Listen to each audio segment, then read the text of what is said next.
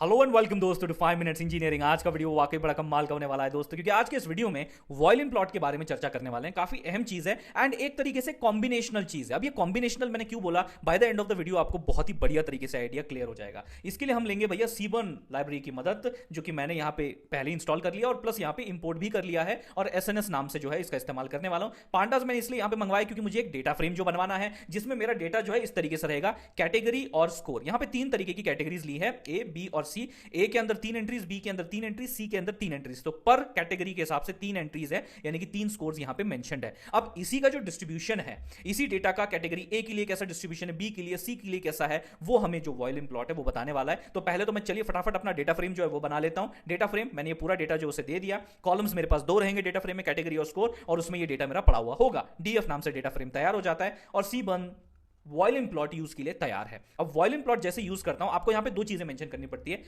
X axis पे आप क्या चाहते हैं, मैं बोला एक्स एक्सिस पे कैटेगरी डाल दो। मतलब एक्स एक्सिस पे जो है मेरे कैटेगरी, जैसे आप देखोगे ऐसा कुछ वॉल्यूम प्लॉट दिखता है।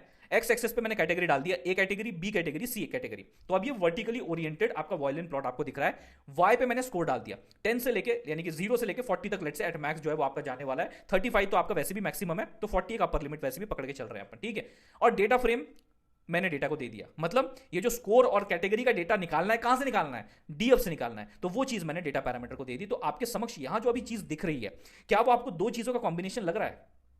Can you observe this thing? इससे पहले हमने बॉक्स प्लॉट स्टडी किया है कि नहीं किया है? तो ये जो अंदर छोटी सी ऐसी चिप टाइप चीज जो लग रही है, बीच में यहां पे सेंटर में जो आपको डॉट दिखाई दे रहा है, ये जो आपको ये बॉक्स प्लॉट का स्ट्रक्चर नहीं लग रहा? बिल्कुल ये बॉक्स प्लॉट का स्ट्रक्चर है। ये जो विद इन जो इंटरनल चिप आपको दिखाई दे रही है, जो स्ट्रक्चर आपको दिखाई दे रहा है, this is a box plot structure, जिसमें ये जो आपको व्हाइट लाइट या व्हाइट डॉट आपको दिख रहा है, दिस इज योर मीडियन या क्वार्टाइल 2 वैल्यू। बाकी quartile 1, quartile 3, quartile 0, quartile 4 same ideation में यहां पे भी आपके बॉक्स प्लॉट आइडिएटेड यहां पे सिचुएटेड है। ये आपको समझने हैं। और फिर ये वाला फंडा क्या है? अरे जी ये वही आपका केडीई, कर्नल डेंसिटी प्लॉट आपका है, कर्नल डेंसिटी एस्टिमेट जो प्लॉट है, कि यहां पे भैया आपका थ्रू आउट द डेटा, आप देखो यहां पे जो है ना, यहां पे देखो आपका कॉर्नर में, यहां अगर आप देखोगे कॉर्नर में जो डेटा आपका बहुत ज्यादा फार एक्सीड कर गया है, आउटलायर्स के आसपास है, उसकी डेंसिटी कम है, मतलब आउटलायर्स इतने नहीं है। लेकिन अगर आप देखोगे मिडल में, अराउंड द मीडियन, आप देखोगे अराउंड द मीडियन, ये देखो सर्कल के आसपास अराउंड द मीडियन, यहां बहुत सारी वैल्यूज है, यहां ज्यादा वैल्यू, यहां ज्यादा डेंसिटी है, तो वो फैल गया, वहां पे वो फैल गया। और जहां रायता फैलता है यानी कि वहां पर रिस्पेक्टिवली डेंसिटी ज्यादा थी। तो यही जो आपके डेटा की डेंसिटी एस्टिमेट है, किस तरीके से आपका डेटा फैला हुआ है, उसका डिस्ट्रीब्यूटेड है, वो चीज आपको यहां देखने को मिल रही है। हालांकि हमने जब भैया हिस्टोग्राम पढ़ रहे थे तब मैंने केडी अनेबल करके आपको दिखाया था, तो एक्जैक्टली वही सेम चीज है। इसमें अगर आपको वेरिएशन चाहिए होंगे, जैसे मान लीजिए कलर, आपको हर कैटेगरी के लिए अलग अलग कलर नहीं चाहिए, you want a sky blue colour let's say for all of them. तो देखिए स्काई ब्लू, अब मैं स्काई ब्लू क्यों चुना? क्योंकि स्काई ब्लू एक लाइट कलर है, उसमें आपको सारी चीजें बड़ी हाईलाइटेड वे में दिख सकती है, जैसे कि आपका बॉक्स प्लॉट वगैरह बाकी की सारी चीजें। इसमें डार्क में थोड़ा सा काइंड ऑफ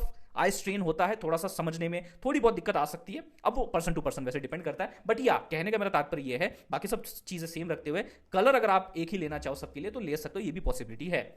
ऊपर जो कलर मिला था वो बाय डिफॉल्ट तीनों कैटेगरीज को अलग अलग कलर मिला था। अब बात करते हैं कि अगर मैं इसको वर्टिकली नहीं हॉरिजॉन्टली पोजीशन करना चाहता हूं तो कोई बड़ी बात नहीं जी। पहले मैंने वाई एक्सेस पे रख दिया था स्कोर और एक्स एक्सेस पे रख दिया था कैटेगरी। अब आप एक्स एक्सेस पे रख दो स्कोर और वाई एक्सेस पे रख दो कैटेगरी। स्वैप, वो मेम याद है क्या अक्षय कुमार का?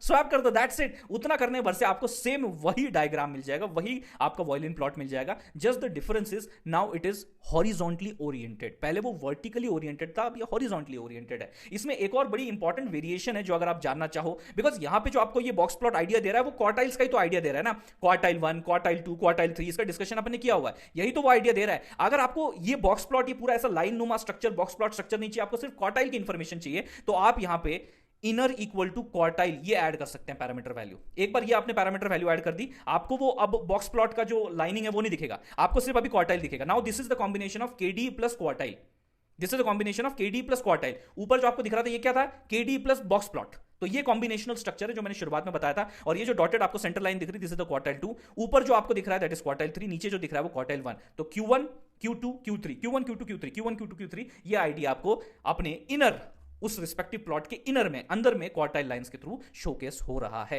होपफुली ये बातचीत आपको वॉल्यूम प्लॉट के रिगार्डिंग सीबर्न की मदद से समझ में आ गई होगी। अगर आगे हुई तो जी इस वीडियो को लाइक कर दीजिए, उससे भी ज्यादा जरूरी इस वीडियो को शेयर कीजिए अपने सारे दोस्तों के साथ, सब्सक्राइब कीजिए 5 मिनट्स इंजीनियरिंग को। मिलते हैं जी अगले वीडियो में।